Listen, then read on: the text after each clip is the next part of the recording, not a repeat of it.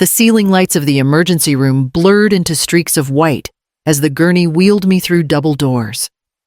I remember the cold metal pressing against my back, the metallic taste in my mouth, and the overwhelming sense that my body was betraying me. Blood kept rising, choking me, spilling where it shouldn't. Somewhere above the rush of voices, I caught a clock on the wall just after 2 a.m. A nurse shouted my name, Margaret Ellison, 62. Massive bleed, as if saying it loudly could keep me alive. Someone pressed hard on my arm, finding a vein. Another voice, calmer but graver, explained words I could hardly follow. Ruptured varices. Transfusion needed. Type O negative. I tried to speak, but the words came out as a wet gurgle. My chest heaved, and panic clamped down. Then, through the swirl of panic, a name broke through Rowan. My daughter. She's a doctor. She knows the risks. She's O negative too, one of the staff said. I thought I had imagined it. But then the sliding door opened, and there she was, Rowan, in her hospital ID badge, her white coat still on from a night shift somewhere else. Tall, composed, her dark hair pulled back in a tight bun. Relief burst in me so strong I nearly cried. My daughter was here. I was going to be all right. The attending stepped forward. Dr. Ellison, your mother needs blood urgently. You're a confirmed O negative match. If you could donate just 400 milliliters, it could stabilize her until more supply arrives. Rowan's eyes landed on me. They weren't the eyes of a healer or of a daughter rushing to save her mother. They were cold, assessing, as if I were a stranger lying on that bed. Seconds stretched into an eternity. The doctor pressed again. It's life or death. Rowan inhaled slowly, then let the words drop like shards of glass. I'd rather die than save a failure like you. Every voice in the room stopped. The monitor beside me beeped in steady disbelief. I saw a nurse's mouth fall open. The attending's pen froze against the chart. But what froze me was not the shock in their eyes. It was the tone in hers, flat, certain, without hesitation. I wanted to scream, to reach out, to demand what kind of daughter could say that. But the blood loss stole my strength. I could only stare, chest heaving, as her words settled like poison in the air. Dr. Ellison, this is your mother, the attending stammered. She tilted her head, a small smirk tugging at her lips. Exactly. And the sooner she's gone, the better for everyone. Something broke inside me then. The pain in my body was nothing compared to the pain in my chest. The shattering of every sacrifice I had made. For decades, I had believed I was building her future, brick by brick, shift by shift. And now, she stood at the foot of my bed, condemning me with the very mouth I once fed. I felt my phone heavy in the pocket of my cardigan, thrown over the side rail. Before they wheeled me in, I had been using the voice memo function to track my symptoms for the doctor. I hadn't turned it off. Even as darkness crept at the edges of my vision, I knew it was still running. It had captured everything: her voice, her refusal, her cruelty. The staff scrambled then. Someone shouted for a courier from another hospital.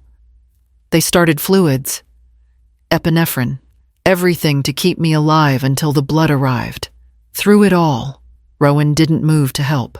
She stood back, arms crossed, her eyes hard. I wanted to believe she was bluffing, that something would crack in her face.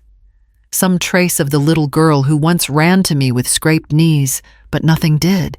When the nurses lifted new bags onto the IV pole, my body trembled between life and death. The beeping stabilized slightly. The lights above sharpened into focus again. I wasn't safe yet. But I wasn't gone. Rowan had already left the room. No one stopped her. The doctor leaned over me and whispered, "We'll keep you here. You're stable for now. Stable." That was their word. But inside me, nothing was stable. Not the walls of my heart. Not the ground of my faith and family. I had entered this hospital believing my daughter was my lifeline. I now knew she was the blade at my throat. And as I lay there, chest still heaving, I understood this night would mark the end of everything I thought I knew about being a mother. When the crisis finally settled into the steady rhythm of monitors and IV drips, my body rested, but my mind refused to. The words my daughter had spoken, "I'd rather die than save a failure like you," looped through me like a curse, each repetition cutting deeper. My body was stabilized, but inside, everything felt ruptured. As I lay there, a fog of sedatives softening the edges of the room, I drifted back to the years when Rowan was just a girl with her whole life ahead of her. Maybe it was the medication, or maybe it was my heart clawing for any memory where she still loved me, but the past rose up, uninvited. I saw myself at 28, standing in the break room of a cleaning company, hands raw from scrubbing industrial floors, fingers cracked from bleach. I worked nights and weekends so that she would never feel poor. Other mothers read bedtime stories. I left notes on the kitchen counter. Milk in the fridge. Be good for Grandma. I love you more than the stars. I told myself she'd understand one day. When she turned 10, she wanted violin lessons. I took on extra shifts, the kind that left my knees swollen and my back burning, just so she could hold that glossy instrument in her hands. By 14, she wanted private tutors to keep her grades at the top of the class. I mortgaged the house, telling the bank officer it was for home improvements because I was too ashamed to admit it was to buy opportunity for a child who already had more than I ever did. And when she was accepted into medical school, I threw a party in the backyard, string lights and paper plates, beaming as if I had been the one chosen. I didn't let her see how much debt I was sinking into, how many nights I cried over the bills. I told myself the sacrifice was worth it, that one day she would heal people, and every drop of my sweat would turn into someone else's heartbeat. But the years rolled on, and Rowan became less like the child I remembered and more like a woman carved out of ambition and sharp edges. Each milestone in her career widened the distance between us. She stopped calling me Mom and started calling me Margaret. She said it sounded more professional when she introduced me to colleagues. I remember one night during her residency, she came by the house, exhausted, and I offered her a plate of roast chicken. She looked at the chipped dinner plate and muttered, "God, it smells like poverty in here." I laughed it off then, pretending I hadn't heard the disgust in her voice, but I had. And still, I pushed forward, helping her with rent when her stipend wasn't enough, covering the down payment for her condo, even paying the first year of malpractice insurance so she wouldn't start her career in debt. I told myself this was what mothers did. We built bridges out of our own bones so our children could walk safely to the other side. Now, lying in this hospital bed, I wondered if I had built a bridge or a throne. Had I confused love with indulgence? Did every dollar, every hour I gave her, turn into bricks that walled me out of her heart? The question clawed at me as I stared at the white ceiling tiles. I had given everything: my youth, my savings, my health, so she could wear that white coat. And when the moment came for her to use it, not just as a symbol of her profession, but as proof of her humanity, she turned her back. A nurse adjusted my IV, whispering that the crisis was past, that my numbers looked stable. Stable. Such a small word for a heart so wrecked. I closed my eyes, not to sleep, but to hold back the flood of grief pressing at the edges of me. I had raised Rowan to save lives, but tonight, staring at the shadow of her retreating figure in my memory, I realized I might have raised her into someone who could only destroy them, starting with mine. And as the sedatives tugged me deeper, I wondered what bloodline really meant. when your own child refused to bleed for you. The beeping of the monitor steadied, pulling me back into the present, just as a nurse stepped in with a tray and murmured that a rare O-negative unit had finally arrived. The nurse rolled a small cooler to the foot of my bed. O-negative. Straight from the city bank. Just in time, she murmured. Her hands moved with practiced calm, but I saw the relief flicker across her face as she spiked the bag and connected it to the line already running into my arm. The deep red liquid slipped down the tubing, drop by measured drop, until it reached me. My body responded almost instantly.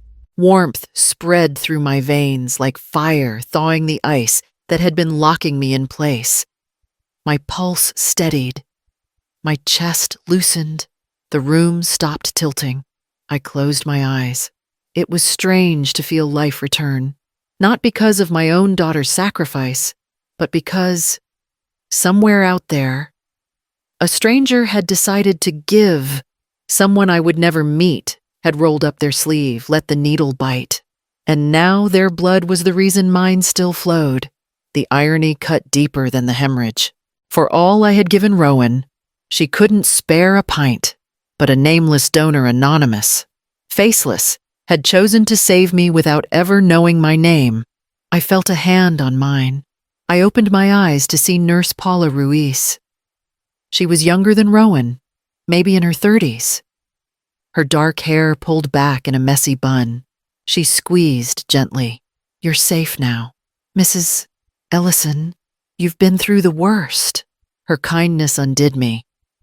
I turned my face to the side so she wouldn't see the tears slip free. She stayed anyway, thumb brushing across my knuckles. No rush in her posture. No judgment in her eyes. In that small act, I felt more comfort than I had from my own child in years. When she finally stepped away to chart notes, I looked toward the door. Rowan was gone. No goodbye. No explanation. Just absence. For a moment, I wondered if I had dreamed her words. But then, the weight of my phone in the cardigan pocket reminded me it had captured every syllable, every shard of cruelty, and I couldn't escape it even if I wanted to. The transfusion continued, the steady drip reminding me of each second I'd been given back. My body stabilized, but my heart stayed jagged. It was as if two truths were running through me at once, the stranger's gift keeping me alive, and my daughter's rejection hollowing me out. Nurse Paula returned, adjusting the flow. "You'll need observation in ICU for a day, but you're past the danger." She smiled softly. "Rest. Let us take care of you." Her voice was gentle, steady. The voice I had once imagined Rowan would use on her patients. For years, I had pictured my daughter leaning over strangers with compassion. Instead, it was strangers leaning over me, saving me from her cruelty. As my eyelids grew heavy, I clung to one thought: survival was no longer just about my body. It was about finding out why my own child had chosen abandonment over love, and what she planned to take from me next. The monitors hummed in rhythm as the transfusion finished, and with strength inching back into me, I braced myself for the whispers I had overheard through the curtain, words that hinted at a betrayal far deeper than refusal alone. The transfusion had steadied me, but sleep wouldn't come. Machines hummed at my side. Monitors flickered in steady rhythm. Yet inside me, every nerve was taut. I kept thinking about Rowan walking out without a backward glance. My body had been saved by a stranger's blood, but my heart throbbed with a wound that medicine couldn't stitch. I turned slightly on the bed, careful not to jostle the IV. The curtain separating my cubicle from the next swayed with the air vent. Voices seeped through, low but distinct. Rowan's voice. My breath caught. "She's weaker than she looks," she said, her tone clinical, detached. "The doctors think she's confused half the time. That works for us." Another voice, deeper, carried a note of smug certainty. Ethan. I had met him twice, long enough to sense his ambition stretched far beyond what his modest job could provide. Confused is good, he said. The sooner she slips, the sooner we get the papers filed. Memory care makes her look incapable. If we push the right doctors, no judge will hesitate. My heart slammed against my ribs. They weren't talking about my recovery. They were planning my removal, my erasure. Rowan's heels clicked against the linoleum as she shifted. She's sitting on assets she doesn't even use. The house, the retirement accounts, the land my father left her. Ethan, it's enough to clear every debt and then some. Once she's declared incompetent, I'll be named guardian automatically. It's seamless. Ethan gave a soft laugh, the kind that vibrated with greed. And then we move fast. Sell off what we can. Lock the rest into trusts with our names on them. She'll never even know what happened. I pressed my lips together to stifle a sound. My pulse made the monitor beep faster, and I quickly adjusted my breathing, forcing calm. The machine steadied. I prayed they hadn't noticed. Rowan's voice dropped to a whisper, though sharp enough for me to catch. It's better this way. She's always been weak. Giving her money was like throwing pearls before swine. If she had been smarter, she wouldn't be lying here. The words sliced through me. I had spent years sacrificing so she could rise higher, so she wouldn't feel the hunger I once knew. And here she was, reducing me to a stepping stone for her debts and ambitions. Ethan shifted, his voice closer now. Do you think she suspects Rowan scoffed? She couldn't suspect a thing. She can barely keep track of what day it is. I let my eyes droop half shut, feigning the fog they expected. My chest rose in shallow rhythm. Inside, though, fire coursed through me. The small weight in my cardigan pocket reminded me I was not defenseless. My phone, still recording from the moment Rowan had refused me blood, captured every word now spilling from their mouths. The betrayal that might have destroyed me was turning into evidence. Their voices continued. Ethan said, "We need the paperwork ready within the month. The sooner the judge signs off, the sooner we can breathe again. Debt collectors are circling." Rowan's reply was chilling in its certainty. "Don't worry. I've got a colleague who owes me a favor. He'll write up the evaluations. By the time she realizes what's happening, it'll be too late." The curtains stirred as they moved away, their steps fading down the hall. Silence returned, but it was thick, suffocating, heavy with the stench of betrayal. I reached under the blanket and clutched the phone, feeling the slight vibration as it continued its quiet task. I wasn't powerless. Not yet. The monitor beeped softly, steady and strong now, echoing my resolve. If they thought I was too weak to fight, they had forgotten who had raised Rowan in the first place. I closed my eyes, not in defeat, but in preparation. Tomorrow would not be about survival alone. It would be about defense, about uncovering every secret they thought I was too feeble to see. By the time morning light filtered through the blinds, I had already made my decision. If Rowan and Ethan thought I was crumbling, then I would crumble at least on the surface. Let them believe the performance. I had learned long ago that sometimes the best defense was patience, a quiet, waiting for the right moment to act. So when the nurse checked my vitals, I fumbled with the words, letting them trail off as though I'd lost my place.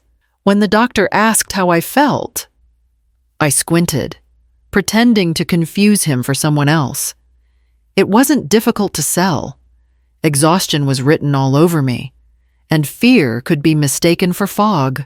The staff made notes about mild disorientation. I kept my face slack and my tone uncertain, all the while memorizing every detail around me. Rowan arrived mid-morning with Ethan in tow. Her perfume entered before she did, sharp and commanding. "How are you?" "Mother," she asked, voice syrupy but hollow. I let my eyes wander past her shoulder before meeting her gaze. "Rowena," I whispered, using her childhood nickname, one she despised. Her jaw tightened. "You've had a rough night," she said briskly, turning to Ethan as if to confirm her version of events. He nodded. Smug. I pretended to drift, my eyelids heavy, my hands trembling as though I lacked the strength to hold them steady. Inside, my grip tightened around the truth they thought they were watching me decline, when in fact I was watching them expose themselves. When Rowan stepped out to take a call, I shifted slightly and pulled my phone from under the blanket. My fingers shook, but not from weakness, just from the weight of the risk. I scrolled to attorney Lila Park, the woman who had guided me through my late husband's estate and who had promised, in quiet confidence, that if trouble ever arose, I could reach her with a single phrase. I typed it carefully into a blank text. "The garden is overgrown. To anyone else, nonsense." But to Lila, it meant I was in danger, under pressure, and needed discretion. I hit send, locked the screen, and slid the phone back beneath the sheet before Rowan returned. The act continued through lunch. I let the soup dribble down my chin, wiped at it clumsily. The aides offered sympathy. Rowan offered nothing but impatience. "She's slipping fast," I heard her murmur to Ethan as they walked toward the door. They didn't know my ears were sharp, my memory sharper. That night, the ward quieted. Machines hummed in low rhythm, nurses whispered at their station, and shadows stretched across the tile, alone. I allowed myself to shed the mask for just a while. I wasn't weak. Not yet, but I was weary. And beneath the weariness was guilt that pressed heavier than any blanket. I had given Rowan everything. The best schools, a house mortgaged twice to pay tuition, long shifts spent on aching feet so she could rise higher than I ever dreamed. But I had also shielded her from failure, from the rough edges of life that teach humility and resilience. Each time she stumbled, I had swept the ground clean. Each time she demanded more, I had found a way to provide it. I had mistaken indulgence for love, thinking sacrifice alone would raise a good heart. Now that indulgence had grown into entitlement, sharpened into cruelty, somewhere along the way, Rowan had learned to see me not as mother, but as obstacle. The tears came silently, tracing paths into my pillow. I pressed the heel of my hand to my eyes, not wanting the night nurse to notice. Regret burned, but resolve smoldered alongside it. My mistakes had played their part in creating this woman, but my mistakes would not be my end. I rolled slightly to the side, the phone against my hip like a secret ally. Lila would know what to do. All I had to do was keep playing the role Rowan believed, until the stage was ready to collapse beneath her feet. The curtain of sleep drew slowly over me, not with peace, but with purpose. And in that purpose, I found the strength to let the night take me. The reply from Lila came faster than I expected. A simple message glowed on my phone the next morning. "The gate is closed." It meant she had moved quickly, sealing every one of my accounts behind layers of legal locks. No withdrawals without my presence. No transfers without 2 witnesses. My money, what Rowan and Ethan were already counting as theirs, was beyond their reach now. When Rowan breezed into the room, talking over the nurses as though she owned the place, I let my hands tremble around the styrofoam cup of water. She smirked at Ethan, satisfied with her illusion of control. If she had known what Lila had already done, she would have stormed out in rage. Instead, she perched by the bed and asked perfunctory questions, her eyes already scanning the clipboard at the foot. Paula Ruiz, the night nurse who had steadied me during the transfusion, lingered near the door. She carried her clipboard tucked close to her chest. After Rowan left, she leaned in. "Mrs. Ellison," she whispered, "I want you to know that what your daughter did last night, it won't vanish." She slid a folded sheet into the drawer by my bed. Later, When the hall was quiet, I pulled it out. It was a formal statement, written in Paula's precise hand, documenting exactly what she had witnessed, Rowan being asked to donate. Rowan refusing. Rowan's words. Paula had even signed and dated it. My heart swelled with gratitude. I hadn't asked for a witness, but here was one, brave enough to record truth against a doctor's reputation. That evening, Izzy slipped into the room, 16 years old. Too young for the hardness already gathering in her gaze. She had Rowan's sharp jawline, but her father's eyes, softer, more searching. She sat on the edge of my bed and studied me with an intensity that unsettled me. "Grandma," she said quietly, "why do you look so sad when Mom's here?" I tried to smile, but it felt fragile. "It's just the hospital." "Sweetheart, being hooked to all these machines would make anyone sad." She shook her head. "No, it's different. I see it. You look hurt. Not sick, hurt." Her words landed like an arrow. Children noticed more than adults believed. I reached for her hand. The skin still soft with youth. "Sometimes," I said carefully, "the people we love don't act the way we hope. But that doesn't mean you've done anything wrong." Izzy's brow furrowed. She looked down at our joined hands. "Mom says you're confused a lot. That maybe you need help with stuff. But you don't seem confused to me." I held my breath. She was seeing cracks in the story Rowan had built. "I'm glad you came," I whispered. "Talking with you makes me feel stronger." She leaned closer, her voice barely audible. "If something's wrong, Grandma, you can tell me. I can keep secrets." I wanted to protect her from the storm gathering between her mother and me, but there was also power in truth, even seeds of it. "All I'll say," I murmured, "is that you're very wise for 16, and sometimes being wise means waiting, watching, and remembering what you see."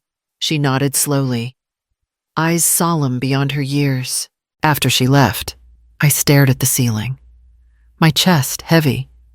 Lila had locked the accounts. Paula had given me proof. And Izzy had seen through the facade her mother wrapped herself in. Allies were gathering, though not the ones I ever expected. As the night descended and the ward quieted again, I let the thought settle like a stone in still water. The walls Rowan tried to build around me were starting to crack from the inside. Ben Ortega had always been discreet. A former cop turned private investigator, he worked with quiet precision, the sort of man who could slip into records and emerge with truths people tried to bury.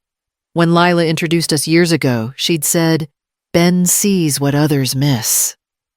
Now he was seeing into Rowan's life, into the shadows I had never thought to question. He met Lila in her office 2 days after my transfusion, handing her a folder thick with printouts and notes. Lila shared the details with me that evening, her voice steady but heavy with concern. "Your daughter," she said, "is drowning." Rowan was facing 2 malpractice suits from former patients, both alleging unnecessary procedures billed at ruinous costs.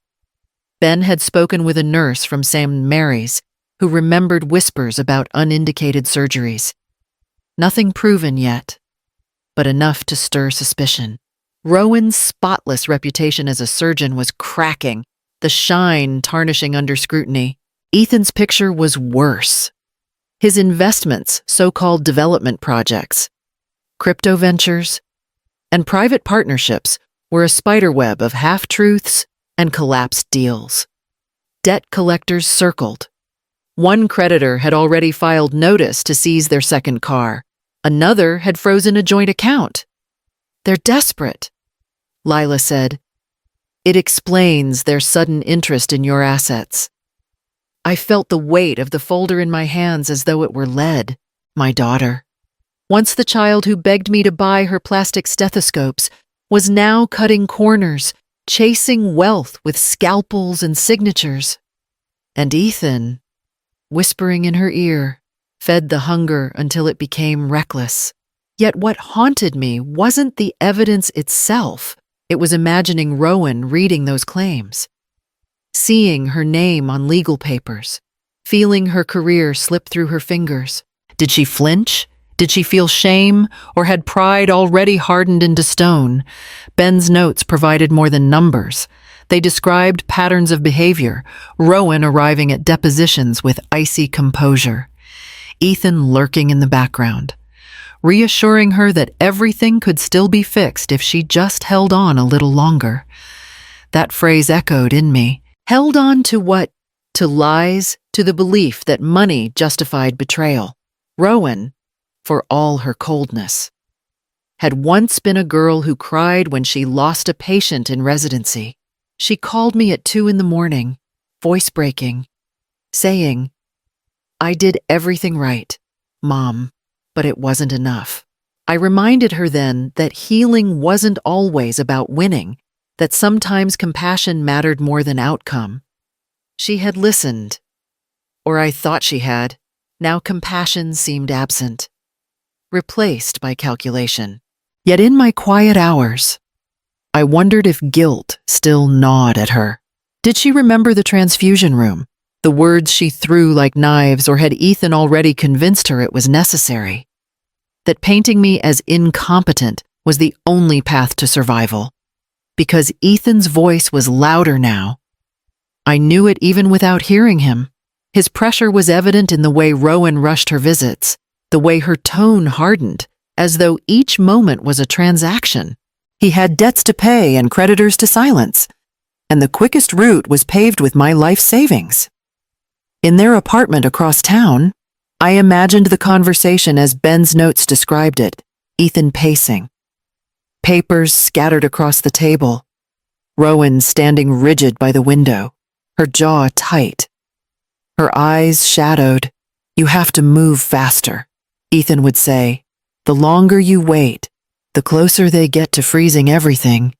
If we lose our chance with your mother's assets, we lose everything." Rowan's reply, cold but wavering. "She's still my mother. And she's slipping." Ethan would counter, "The doctors already wrote about confusion. Use it. File the petition. If you hesitate, we're finished." A silence would follow, long enough to hear her conscience breathe. Then the sound of a pen scratching against paper, her signature sealing another step into betrayal. I closed the folder and pressed it to my chest.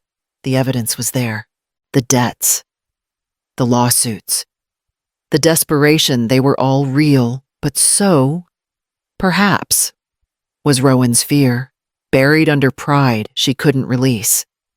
What I held wasn't just proof of her schemes. It was proof of her unraveling, and if Ethan kept pulling the threads, soon there would be nothing left of the daughter I once knew. The phone buzzed on my nightstand, jolting me back. It was Lila again, her message brief but urgent. "We need to talk. Tomorrow, bring Ben." The afternoon sun filtered pale through the hospital blinds, casting thin stripes across my blanket. I was sitting upright, phone tucked beside me. When Izzy appeared at the doorway, she wasn't supposed to be there alone. Rowan rarely allowed her visits without Ethan hovering, but somehow she had slipped past. Her eyes darted nervously before she closed the door behind her. "Grandma," she whispered, pulling the hood of her sweatshirt low. "I need to show you something." Her hands trembled as she slid her phone out of her pocket. The screen lit up with a file titled, "Living Room. Sunday night." She tapped it, and sound filled the quiet room. Rowan's voice, sharp, impatient, followed by Ethan's deeper rumble. "She's practically gone already." Rowan snapped. "Once the doctor signs the evaluation, we move her into memory care. That house is ours." "Ethan, finally." Ethan's laugh followed, cold and calculating, "and her accounts. Don't forget those.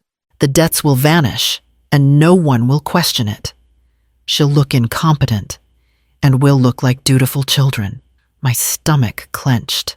I gripped the edge of the blanket until my knuckles whitened. Hearing them conspire in my hospital room had been chilling enough. But now, captured on Izzy's phone, there was no denying it. Their cruelty had spread into the walls of their own home, careless enough to let their daughter hear. Izzy paused the recording and looked at me with wide, frightened eyes. I didn't mean to overhear. Grandma, I was in the hallway, and they didn't know I was listening. I started recording because I couldn't believe what they were saying. Her voice cracked. They want to take everything from you.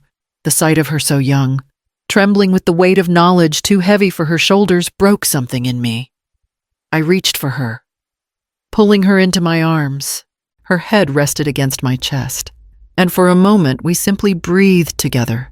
Izzy, I whispered, stroking her hair, you're braver than you know. But this isn't a burden you should carry alone. She pulled back, tears glistening. I didn't know who else to trust. Mom tells me you're confused, that you don't remember things, but when I look at you, I see the truth. You're not confused. You're just sad. And now I know why. The ache in my chest deepened. I cupped her face gently. Your mother is lost in ways I can't explain, but you see clearly. And that means we have to be careful, very careful. She nodded, determination flickering in her eyes. What are we going to do with this, she asked, holding up the phone. We'll keep it safe. I told her firmly. Between us, it's a pact of truth. What you recorded could help protect me, but it could also put you in danger if they found out. So you must let me carry most of this weight. Izzy sniffed, but her grip on the phone tightened. I want to help, Grandma. I don't want them to hurt you. My heart swelled with both pride and sorrow. No child should have to stand between her parents and justice. Yet here she was, standing taller than I'd ever seen, refusing to let their lies define her. Then we'll help each other, I said softly. You gave me a gift today, the truth in their own voices. And I'll give you a gift in return, the promise that I'll fight with everything I have, so their plans never succeed. Together, we'll make sure of it. She leaned into me again, and for the first time since this nightmare began, I felt the warmth of an ally who shared my blood without sharing Rowan's malice. When she finally left, slipping down the hall with her hood still pulled low, I lay back against the pillow, the recording replaying in my mind. I no longer stood alone. The bond between grandmother and granddaughter had become more than love. It had become resistance, a thread of truth strong enough to unravel the lies Rowan and Ethan were weaving. The curtain stirred as the nurse checked my vitals, but I barely noticed. All I could think of was Izzy's fierce young face and the secret pact we had just made. And as night crept over the hospital, I knew the next step was no longer about gathering proof. It was about deciding when and how to use it. Lila arrived 2 mornings later, her briefcase tucked neatly beneath her arm. She didn't waste time with pleasantries. Her eyes held the cool focus of a woman who had already mapped the battlefield. We have enough to start proceedings, she said, lowering her voice as she closed the door. But if we want the outcome to be undeniable, we need them to incriminate themselves where it matters, in front of witnesses, on tape. I sat propped up against the pillows, the weight of fatigue still heavy on me, though resolve kept me steady. You want to draw them out? Exactly, she replied. We'll stage an estate planning meeting. You'll act confused, uncertain about your assets, and let them believe they have you exactly where they want you. They'll show their hand. The words chilled me, yet I knew she was right. The phone in my pocket, Paula's note, Izzy's recording. They were strong, but they weren't unshakable. Judges liked live evidence. Watching manipulators corner an elder carried a force no document alone could wield. I nodded slowly. So I'll play the part. The fading mother who can't keep track of her own house keys. Lila gave a tight smile. Yes, it won't be easy. But you've already been doing it. This time, though, you'll be performing with the knowledge that the stage belongs to you. Later that evening, Izzy slipped in again after school. Her eyes lit with curiosity as I explained the plan, though her mouth tightened with worry. You're going to let them think you're helpless. That's the only way to catch them, I said. They need to believe the act.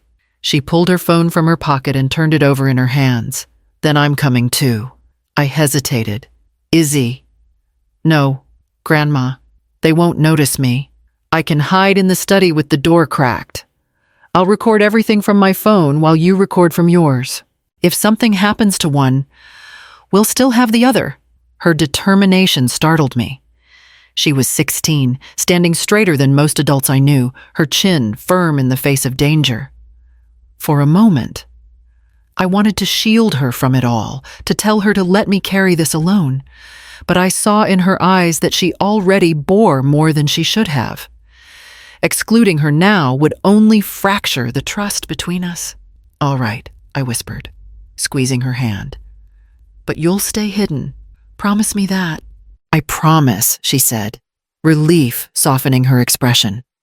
That night, I rehearsed lines in my mind, forgetting addresses, mixing up account balances, asking the same question twice, like an old record skipping. It was painful, pretending to be less than I was, but I reminded myself the weakness was only a mask. Underneath, every detail was sharp, every word deliberate. When the day came, Lila arranged for the notary to attend under the guise of updating my will. Rowan and Ethan would be invited. Of course, what dutiful children could resist hovering over an estate discussion? I could almost hear Ethan's voice in advance, calm, persuasive, the serpent's whisper, and Rowan, equal parts weary and ruthless, pushing me to sign papers I would pretend not to understand. I sat back against the pillows, letting my body appear frail while my mind sharpened like a blade. Across from me, Izzy leaned close and whispered, "They won't know what's coming." I smiled faintly. That's the point. The snare was set. All that remained was for the hunters to step into it. The air was too still, as if the walls themselves were waiting. I sat in my armchair, a shawl draped over my shoulders, feigning the frailty they expected. The notary's folder lay open on the table, pages neatly stacked, a pen resting across the top like bait. Rowan arrived first, her heels clicking on the hardwood, her expression poised, clinical. Ethan followed, his smile too wide, too practiced, carrying a leather briefcase that sagged under its weight. They exchanged a look before turning their gaze to me. "Mother," Rowan said.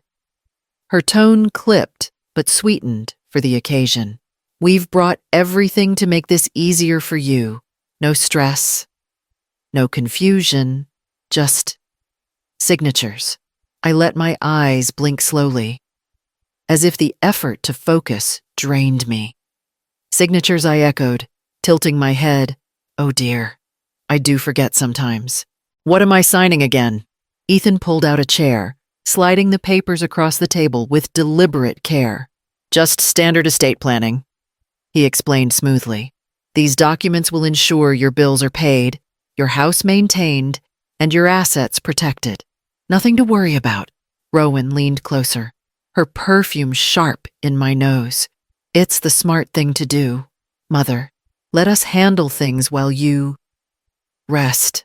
I let my hand tremble as I reached for the pen, pausing as though uncertain. "So many numbers," I murmured, letting the words wobble. "I don't always remember which account is which." Ethan smiled reassuringly, though his eyes glittered. "That's why we're here. To remember for you." Behind the half-closed study door, Izzy sat silent, her phone recording. I could almost feel her presence. Her breath held in solidarity. I lifted the pen and hovered over the line. Rowan's gaze fixed on me, eager, predatory. My hand shook once. Then I set the pen down deliberately. "You know," I said softly, almost conversational. "It's strange. For someone as confused as me, I've managed to keep a few things quite clear. Rowan frowned, her smile faltering. What do you mean? I reached for the small remote tucked beneath the shawl and pressed the button. Across the room, the red light on the bookshelf camera blinked to life. Then another. In the corner near the clock, Ethan's head jerked around, eyes widening. These are not just estate papers, I said, my voice steady now. This is evidence. Every word you've spoken today, every manipulation, is being recorded. Rowan's face drained of color. Mother, don't. I cut her off. You looked me in the eye in that hospital and told me you'd rather see me die than help me. And now you walk in here to strip me of everything I've built. I may be old, but I am not broken, and I am not alone. The front door opened, footsteps sounding firm against the hallway floor. Two figures entered the study. Detective Ken Morales in a dark suit, his badge clipped at his belt, and investigator Dana Cho, her tablet already in hand. Rowan and Ethan froze where they stood. Dr. Rowan Ellison, Mr. Ethan Cole, Morales said, his voice even, carrying the weight of authority. We've been reviewing substantial allegations regarding fraud, coercion, and malpractice. Today's little meeting only adds to the file. Ethan sputtered, his smooth tone gone. You can't just walk in here. Dana raised the tablet, showing a live feed of the recordings from the hidden cameras. We can, and we have. Rowan's hands clenched into fists at her sides. She looked at me, anger and panic warring in her eyes. You set us up. I met her gaze without flinching. No, Rowan, you set yourself up the moment you chose betrayal over love. The silence that followed was heavy, broken only by the sound of the detective pulling a folder from his briefcase. He laid it on the table beside the unsigned papers. These charges are serious, Morales said evenly. And after tonight, they're undeniable. Rowan opened her mouth, but no words came. Ethan stared at the cameras, his face pale, his confidence shattered. I leaned back in my chair, the shawl slipping slightly from my shoulders, no longer pretending to be weak. You thought I'd already lost everything, I said quietly. But I haven't even begun to fight. The notary cleared his throat nervously, closing his folder and stepping back. Izzy slipped quietly from the study, her phone still recording, her eyes wide with both fear and triumph. And in that moment, with the cameras still rolling and the law standing in my living room, I knew the real battle had just begun. The fallout arrived quicker than I imagined. Within 24 hours of the sting, Rowan's hospital board convened an emergency session. The detectives hadn't even filed their full report yet, but the whispers had already reached the upper floors. By evening, the headline scrolled across the news ticker, "Cardiac surgeon suspended pending investigation." I watched it on the small television in my living room, Izzy curled up beside me on the couch. The words stung like acid. For years, I had bragged about Rowan's position, about her brilliance in the operating room. Now her name was linked to scandal, and though I knew she had brought it on herself, shame spread through me all the same. The broadcast cut to footage of the hospital's spokesperson. "We take these allegations very seriously," she said, her tone crisp and rehearsed. "Dr. Ellison has been relieved of her duties until further notice. Patient safety and ethical integrity remain our highest priorities." Izzy hugged her knees tighter. "They're talking about Mom," she whispered, her voice fragile, almost breaking. I put an arm around her shoulders, though my own chest felt hollow. "Yes, sweetheart, they are." But the avalanche didn't stop there. By the next morning, Ethan's firm released a statement of its own. Mr. Cole's actions are his alone and do not reflect the values of our company. Translation, he was expendable. They cut him off as swiftly as if he had never existed. His name disappeared from the company's website by noon, And then came the rumor that hit hardest of all Dr. Refuse's blood to her mother. It wasn't just whispered, it spread like wildfire, passed from one journalist to another until it became a catchphrase.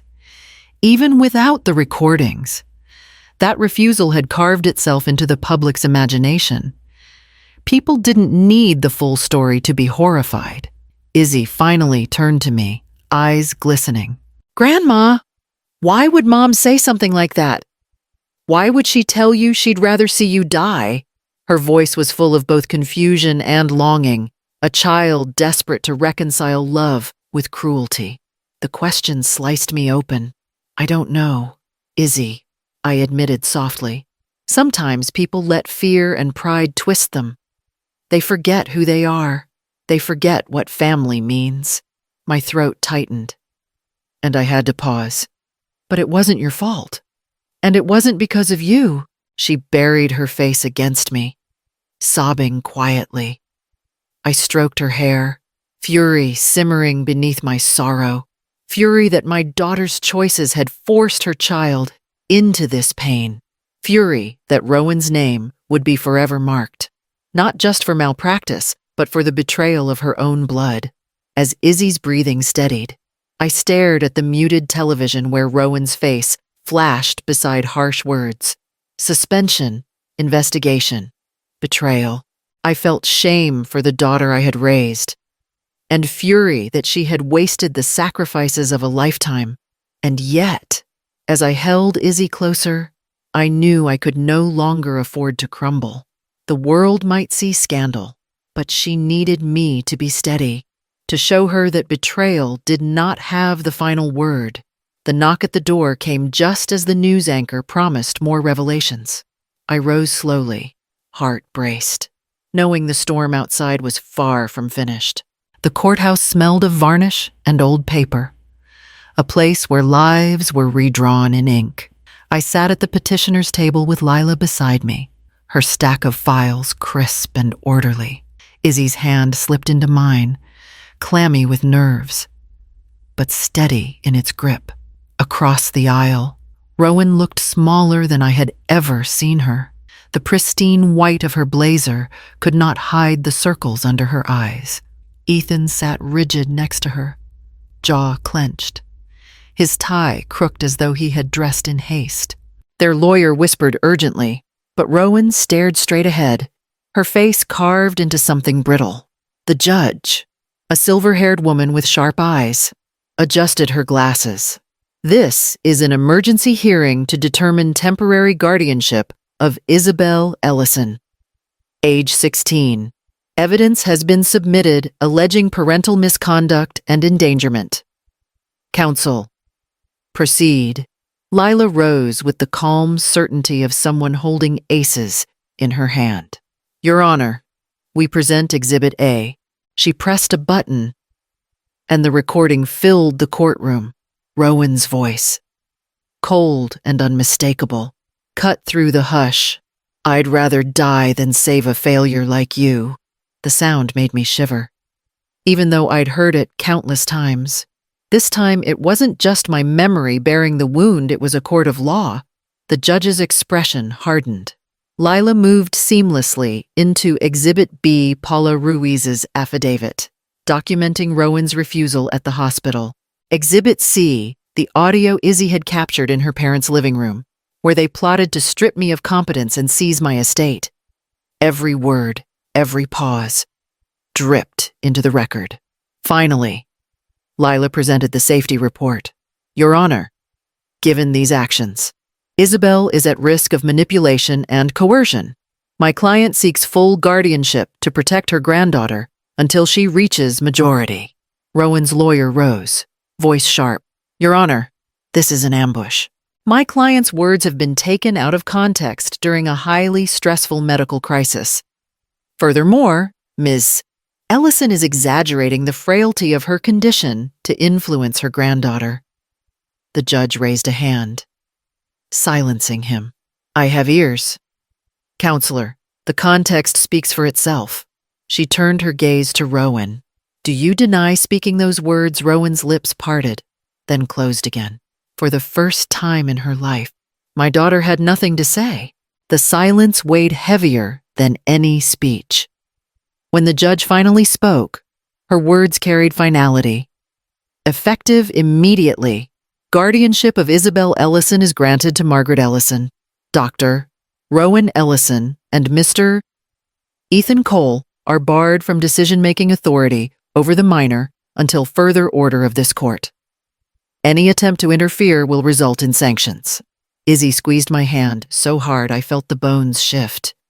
Relief flooded her face, though tears still streamed down her cheeks. Rowan broke, then not from remorse, not from the crushing evidence, but from the ruling itself. Her head dropped into her hands, shoulders shaking as though the weight of losing control, losing her daughter, was unbearable. Ethan stared straight ahead, stone-faced, but his knuckles were white against the table. I watched my daughter crumble, my heart a storm of fury and sorrow. Shame that she had forced us here. Fury that she had dragged Izzy into her spiral. Grief that pride had mattered more to her than love. The gavel struck. The case was sealed for the moment. Izzy was mine to protect. As we rose, Izzy leaned into me, whispering through trembling lips, "We're free now, Grandma." I wrapped my arm around her shoulders, guiding her toward the courthouse doors. The battle for Izzy's safety had been won, but I knew the war for truth and for justice was only beginning. The phone rang late, the kind of hour when silence usually guards the house. Lila's number flashed on the screen, but when I answered, the voice on the line was Rowan's. Mother. Her tone was stripped of its polish, ragged around the edges. "They're holding me overnight. They said charges are coming. Please, please, you have to help me." Her words came in bursts, the cadence of someone who'd finally run out of rehearsed speeches. For the first time in months, maybe years, I heard fear unmasked. "You made your choices, Rowan," I said quietly. "The law is simply echoing them back to you." She sniffed hard, the sound of her composure fracturing. I didn't mean it. That night in the ER, I was angry. Scared. I didn't know what I was saying. "You have to believe me." My fingers tightened on the receiver. I could still feel the chill of her words slicing through me in that hospital room. Words weren't accidents. They were daggers chosen and thrown. Before I could respond, another voice broke in, smooth and oily. "Ethan, Mrs. Ellison," he said, "this has gone too far. Look, we can settle this quietly. If you withdraw your statement, we'll ensure you're comfortable. Money can fix this mess." The audacity made my chest ache with fury. Even now, he thought betrayal could be bought back, truth erased with a check.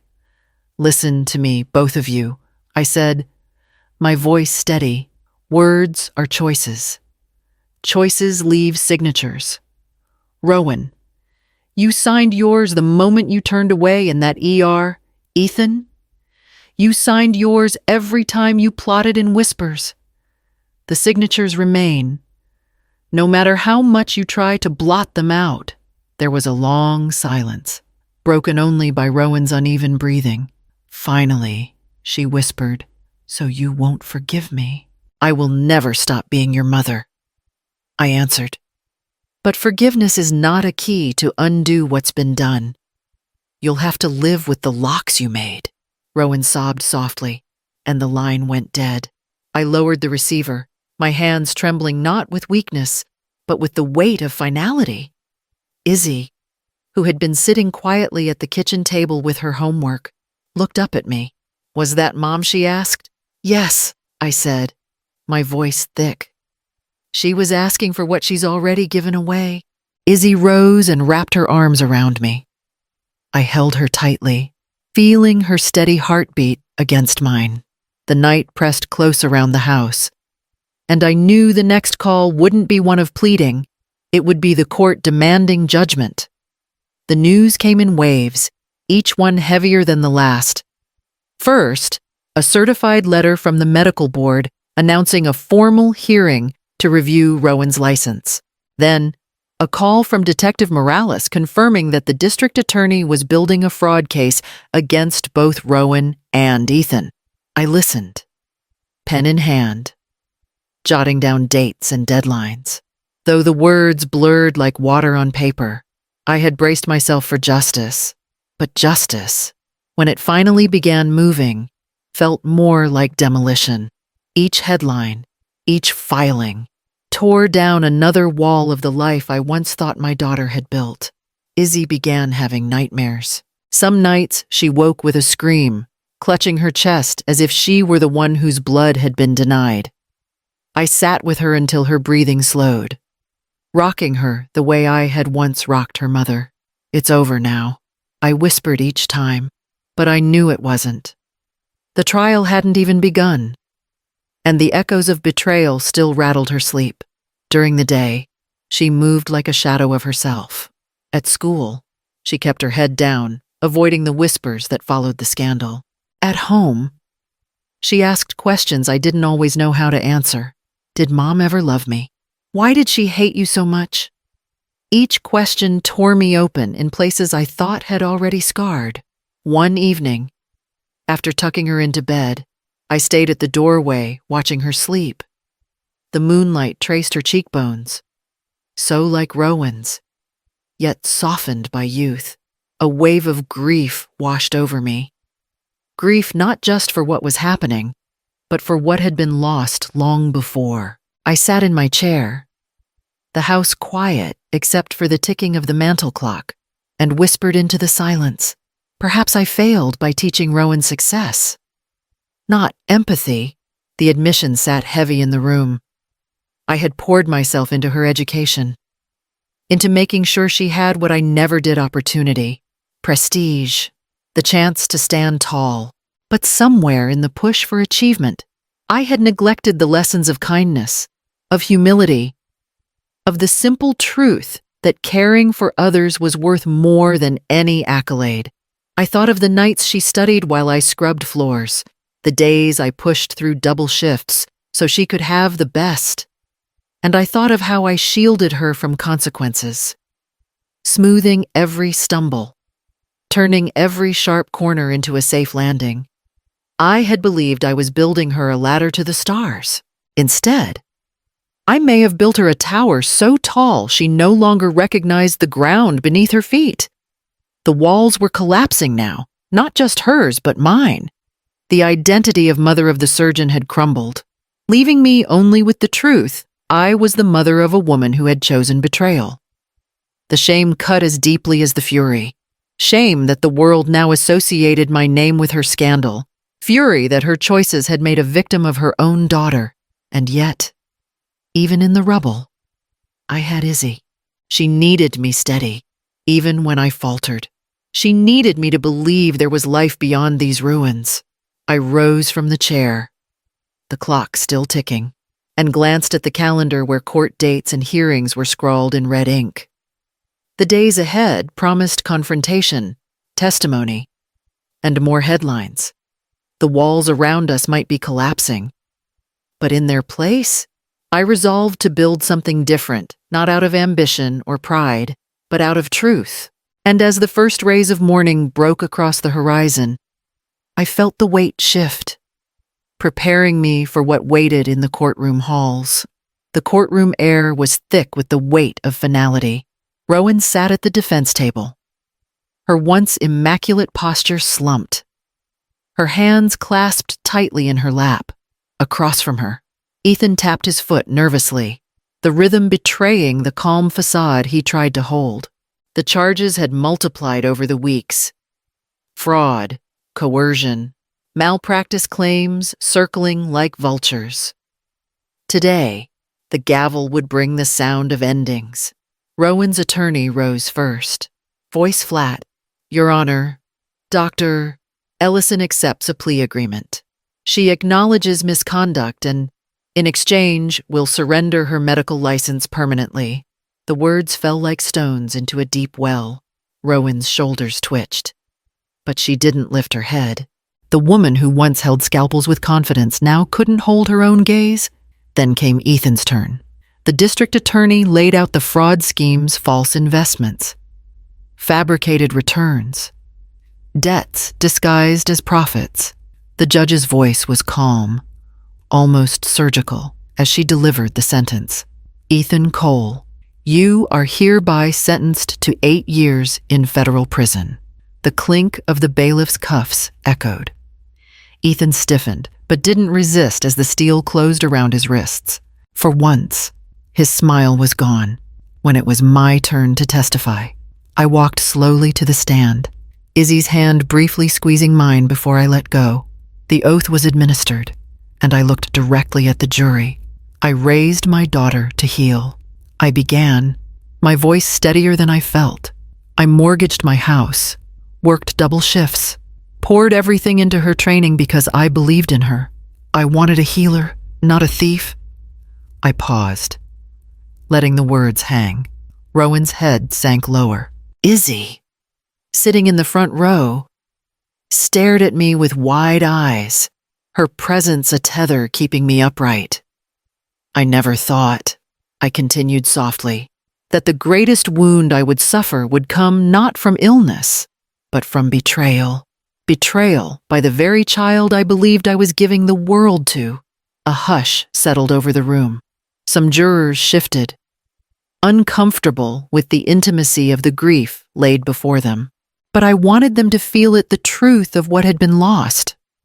Not just to me, but to every patient who had trusted Rowan's hands. When I stepped down, Izzy took my arm, her grip warm and sure. She didn't need to say anything. Her silence was its own vow that she would not let this legacy of betrayal define her. The gavel fell for the last time. The session adjourned. Rowan would walk free, but stripped of the one thing she had built her life around. Ethan would leave in chains, and I, though scarred, still had Izzy's hand in mine. As we walked out into the cold afternoon, cameras flashing, I held my granddaughter close. The world might only see scandal and sentencing, but for us, it was something different, the beginning of whatever future we could carve from the ashes. The seasons turned quietly after the trial, as if the world wanted to remind me that endings could still give way to beginnings. Izzy and I found our rhythm school for her, volunteer work for me. I spent mornings at the community clinic, sorting supplies, holding hands with patients who had no family at their side. Their gratitude reminded me of the kind of healer I had once dreamed Rowan would become. With the settlement funds from the malpractice suits, I set up a small scholarship in Izzy's name, a seed for young women who wanted to study medicine with compassion at the core. Izzy's eyes had shone when I told her. Not all doctors forget why they started, I said. She nodded, a little taller, a little surer of herself each day. Our house no longer echoed with tension. We cooked simple meals together, talked about homework and music, even laughed again. Yet every time we sat at the dining table, my gaze fell on the one chair I kept empty. I polished it, set it neatly, but never let anyone else take it. It wasn't for Ethan his fate was sealed behind prison walls. It wasn't for the shame that Rowan carried with her now, stripped of title and reputation. It was for possibility, for the faint, flickering chance that one day she might find her way back. Not with excuses or bargains, but with truth. Izzy asked about it once. Her fork paused above her plate. Why keep a seat for her after everything I touched her hand lightly? Because mercy is not the same as forgetting. It's a reminder that doors can stay cracked open, but only if the person outside chooses to walk through honestly. She seemed to understand, though sadness lingered in her eyes. At night, when the house grew still, I sometimes sat across from that empty chair. I thought of Rowan as a child, giggling with spaghetti sauce smeared across her cheeks, and of Rowan as a surgeon, her hands steady as light. The memories were wounds and blessings both. I don't know if she will ever return, But the chair waits, reserved, conditional, a testament not to weakness, but to the hope that even from betrayal, something human might yet rise. A year has a way of softening edges, though it doesn't erase them. Spring returned with blossoms on the dogwoods outside our porch. And with it came milestones I hadn't dared to imagine when this all began. Izzy stood at the auditorium podium, her project ribbon pinned to her blazer, her voice clear and steady as she explained her research on medical ethics. It isn't just about procedures or outcomes, she said. It's about remembering that every decision carries a human cost. The judges nodded. And when they placed the plaque in her hands, I felt something inside me unclench. She was choosing her own path, one I had once hoped Rowan would walk. But this time with empathy lighting the way. After the ceremony, we stepped out into the cool evening. That's when I saw her. Rowan, standing near the curb, thinner than I remembered, hair pulled back with none of her usual polish. She held 2 coffees, one extended slightly forward, as if unsure whether she had the right to offer it. Izzy froze beside me. "Grandma," she whispered, "what do we do?" I breathed in slowly, steadying myself. "We remember our boundaries," I said. Rowan approached cautiously. "Mother," she said, her voice quieter than I had ever heard it. "Congratulations to Izzy. She was remarkable." I nodded, keeping my shoulders firm. "She was." The silence stretched. Rowan shifted, thrusting the coffee toward me. "It's just black. The way you like. I thought maybe we could talk." I took the cup, not as forgiveness, but as acknowledgement. 5 minutes. I said evenly, "Here, on the sidewalk. No talk of money, no talk of the past, only respect, or nothing." Her eyes flickered, perhaps with relief, perhaps with hurt. "I can do that," she whispered. We stood in the twilight, speaking briefly of neutral things: the weather, Izzy's school, the clinic where I still volunteered. Rowan listened more than she spoke, her gaze often dropping to the ground. There were no tears, no apologies that could stitch back what she had torn, but there was quiet, and in that quiet, a boundary that felt like survival. When she finally turned to leave, Izzy slipped her hand into mine. "Are you okay?" she asked. I squeezed back gently. "Yes," I said, "because boundaries are what keep us whole." As we walked to the car, I thought of the empty chair at our table. Still waiting, but never promised. Dignity had returned, and with it, the truth I carried. Reconciliation isn't a prize to be won. It is simply proof that you endured the storm and stood firm in the wreckage. When blood betrays you, survival itself becomes the truest revenge. Title thumb. Title: My daughter refused to donate blood to me. I'd rather die than save a failure like you. So, thumbnail: My daughter refused to donate blood. I'd rather die than save a failure like you. She didn't know I recorded everything. The next day she faced an unexpected visit. Description: I lived through betrayal. I never imagined my own daughter refused to save me, and everything I sacrificed for her turned into weapons against me. But I chose to fight back with dignity, to protect my granddaughter, and to prove that survival is the strongest revenge. If my story moved you, don't forget to like, subscribe, and share your thoughts in the comments. Where are you watching from? #family stories, life lessons, inspiring stories, true stories, emotional stories. Título: Mi hija se negó a donarme sangre. Prefiero morirme antes que salvar a una fracasada como tú. Y entonces, miniatura. Mi hija se negó a donarme sangre. Prefiero morirme antes que salvar a una fracasada como tú. No sabía que lo grabé todo. Al día siguiente enfrentó una visita inesperada. Descripción: Viví una traición que nunca imaginé. Mi propia hija se negó a salvarme, y todo lo que sacrifiqué por ella se convirtió en armas en mi contra. Pero decidí luchar con dignidad, proteger a mi nieta y demostrar que la supervivencia es la venganza más poderosa. Si mi historia te conmovió, no olvides darle me gusta, suscribirte y compartir tus pensamientos en los comentarios. ¿Desde dónde nos lees?